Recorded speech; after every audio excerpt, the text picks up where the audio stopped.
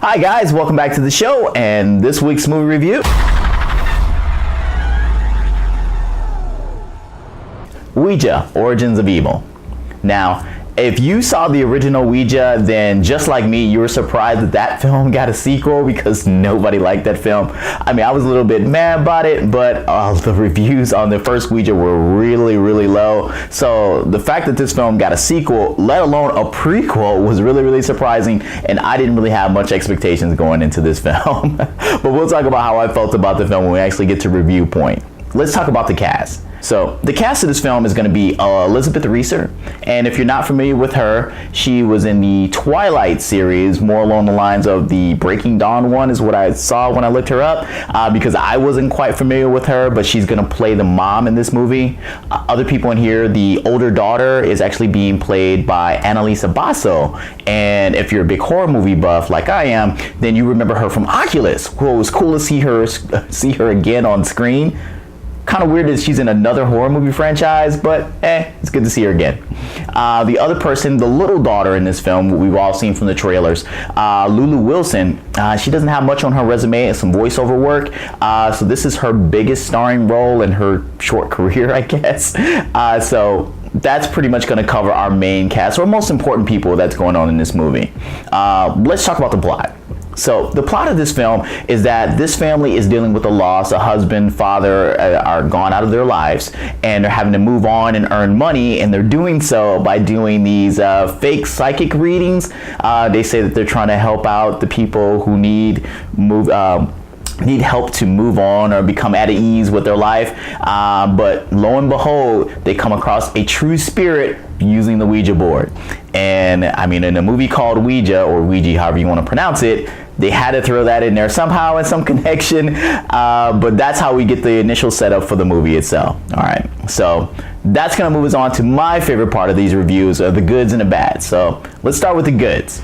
Now, the goods of this film is that the whole thing is set up in the 60s, and they really try to push that 60s style and feeling. Obviously, like in Conjuring and stuff, they do with the dress. They don't really show too much of the city, but some of the mannerism, well, not mannerism, but some of the way that they speak, it's more 60-ish. But they really go in detail as far as going with how the film is shot, with like the little cigarette burns in the corner when they switch scenes. Even the logo at the very beginning was more 60s. It almost felt like it was a Quentin Tarantino film trying to give you something that was more B-movie-ish. But I thought that was really cool. I thought it really were like nods and little Easter eggs for people who really enjoyed films from that era. So that was one thing. Another thing that I really liked about it that I found was good is the little girl herself. I mean, we all saw in the trailer, she gets possessed and some of the creepiness she shows in the previews, but when you see it on film, she's just a super creepy kid. Even when she's not doing something where her eyes are turning white, just her normal talking just is really just, I don't know if I want to be your friend. Other things that I liked about this film is that in a film where it's more of a haunting or possession type film, they normally try to really kind of gore it out. They didn't really go that route, and maybe because it was PG-13, they kind of kept a lot of things in the background. Almost if you think about films like Insidious, where some things kind of happen in the background, you had to pay attention. In this film, sometimes you just really have to see in the middle of a scene, kind of keep your eyes on what's going on in the background, because there's some things that like you catch that really kind of creeps you out, really ups the spook factor for this movie. Let's go ahead and stop there as far as the goods and kind of move on to the bads, because there's a few things I really want to talk about as what I didn't like about it. So the bads. The bads of this film is, okay, look. The girl is really creepy, and she's probably the main scare factor, the point of scare factor in this movie, but she doesn't do much. I mean, she doesn't do a lot. We get to a third act in this film where they start to get into what her point is and why this is kind of going on. But for 2/3 of the movie, the worst thing she did, and this is in the trailer, it's not a spoiler, is get revenge on a bully. That was the most thing, and just be overall creepy. That is all that she really does for 2/3 of this movie. So I was almost sitting there like, okay, so what is the problem and why is this an issue that she's being possessed? So that part I didn't really dig.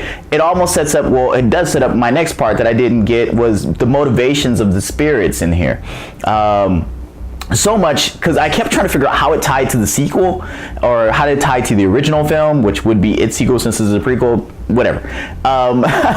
And the motivations of them would just seem kind of random, to where I figured it should have been another type of spirit that was doing everything. And I'm trying not to get too much detail because that would be too much of a spoiler what's going on. But when you see it, it seems like this movie's going really great in the first two parts, besides it being slow and not much is really happening. But then when it gets to the parts where things are really happening, you're like, why is this happening? Other things that I didn't like about this film is that it seemed like this movie could have existed without the Ouija board. It seemed like the Ouija board was just a setup for the title, not because it really had something to do with the movie itself. It seemed like this was more about spirits in a house, and there was a Ouija board there. That's what it really was. It didn't seem to officially tie to the second one. It didn't seem like it needed the Ouija board to happen. It was just there. I don't know. Maybe if they had tied it more to the original film, I'd have felt like, okay, this was a real Ouija film. This just seemed like a possession film that featured a Ouija board. Yeah, but that's where I'm going to stop with the bads. Maybe they're going to do something as far as a sequel, because just as every horror movie leaves something open to kind of continue on. But if they do a sequel, more on my point, it's not really going to tie into the original one. It's going to focus more on what was set up in this film. And maybe they're just trying to reboot the series. But that's what I felt about that I didn't like in this film. What did I think overall about this film? The film was better than the original one, because the original one was just more of a teen ghost paranormal movie. This one felt like it was really trying to set up characters, was really trying to develop some sort of universe, even though that they kind of missed it towards the end. I thought it was I mean, and that's saying something in a horror franchise that didn't start off too well. Should you go see it? Well, if you're one of the 3 people that actually liked the first Ouija movie, then definitely go out and see this one, because this one was a better film. If you're a fan of horror, you definitely want to go ahead and see this one, because it was okay. I'm not gonna mad to death, but it was okay.